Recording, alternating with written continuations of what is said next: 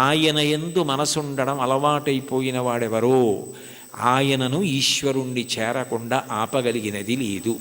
అందుకే దాని విషయంలో ఒక విచిత్రమైనటువంటి మాట చెప్తుంటారు.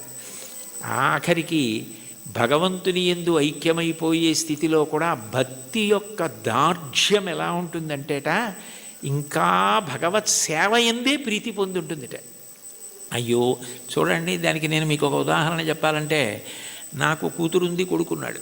నా కూతుర్ని నేను ఎంతో ప్రేమగా పెంచి పెద్ద చేశాను, చదివించాను. దానికి పెళ్లి సంబంధం నేనే చూశాను.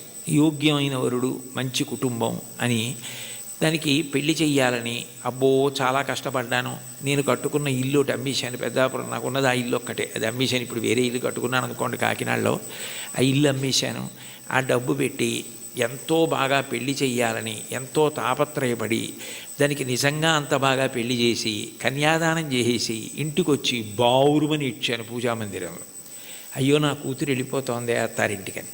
నేనే కదా కూతురికి పెళ్లి సంబంధం చూసింది, నేనే కదా అవన్నీ చేసింది, మరి కూతురు వెళ్ళిపోతోందని ఏడుపు ఏమిటి అంటే, ఎంత నేననుకుని ఇచ్చేస్తున్నా కూతురు నా ఇంట్లోంచి వెళ్ళిపోతోందని ఏడిచినట్టు భగవంతుని యొక్క భక్తిట మోక్షాన్ని కూడా ఒక స్థితిలో అమ్మో ఆయన ఎందుకు కలిసిపోవడమేనా, ఆయన్ని సేవించడానికి ఇంక అవకాశం ఉంటుందా అంటుంది.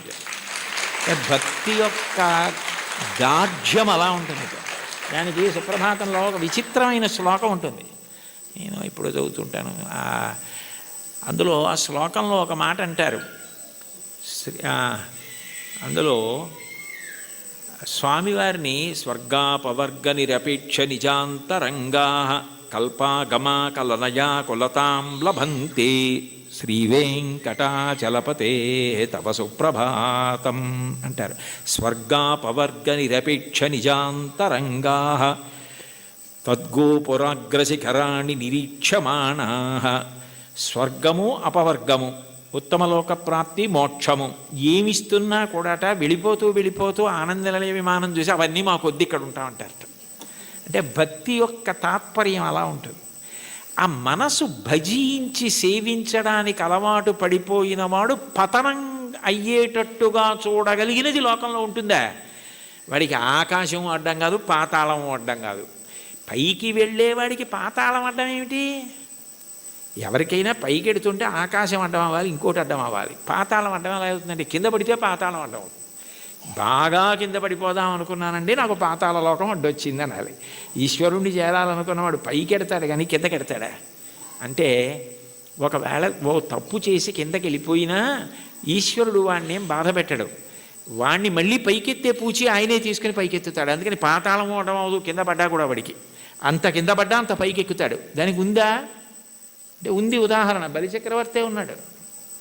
అంత ఇంద్రుణ్ణి గెలుద్దామనుకున్నవాడు గెలవలేక గురువుగారిని శుక్రాచార్యుల వారిని పట్టుకుని విశ్వజిత్ యాగం చేసి అగ్నిహోత్రంలోంచి బంగారు రథం, గుర్రాలు, గొప్ప గొడుగు, అక్షయబాణ తూణీరాలు, ధనస్సు అన్నీ పొంది ఇంద్రుణ్ణి ఓడించి అంత గొప్పవాడైతే ఇంద్రుడు బృహస్పతి దగ్గరికి వెళ్ళాడు. ఆయన గురువుగారు శుక్రాచార్యుల వారిని ఆశ్రయించాడు. నేను మా గురువుగారు మీ దగ్గరికి వచ్చాను, నేను ఎలా ఓడించాలి బలిచక్రవర్తిని అడిగాడు. నేనా శుక్రుడా వదిలేయి, గురువుల అనుగ్రహం పొందిన వాణ్ణి పాడు చెయ్యగలిగిన వాడు ఉండడు. బలమునవానికి వృద్ధి వచ్చే గురువుగారి మాటల వల్ల వృద్ధిలోకి వచ్చాడు. వారి పాటింపకిక మీద వాడి చెడును. ఒకనాడు గురువుగారి మాట వినడవు, అప్పుడు పాడైపోతాడు. అప్పటి వరకు నువ్వు ఎదురు చూడంతే. గురువుగారి మాట వినకుండా ఎప్పుడు ఉంటాడో అప్పటి వరకు ఎదురు చూస్తూ ఉండన్నాడు. గురువుగారి మాట వినకుండా చేయగలిగిన వాడెవరు? ఆ తెలివితేటలు ఒక్క విష్ణువే. అందుకే ఆయన వామనమూర్తిగా వచ్చాడు.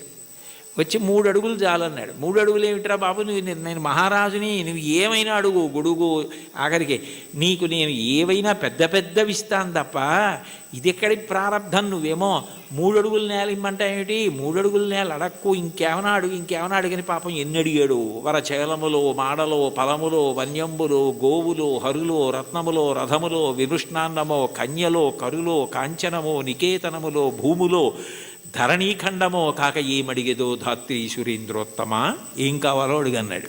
అబ్బెబ్బే ఒంటివాడ నాకు 1-2 అడుగుల మేరయిమ్ము సొమ్ము మేరయొల్ల కోర్కె తీర బ్రహ్మ కూకటి ముట్టెద దానకుతుక సాంద్ర దానవేంద్ర. నేను ఒంటివాణ్ణి, నాకు 1-2 3 అడుగులు అన్నాడు. 2 అడుగులతో భూమి ఆకాశాలు కొలిచి 1 అడుగు బలిచక్రవర్తి తల మీద పెడతాడు.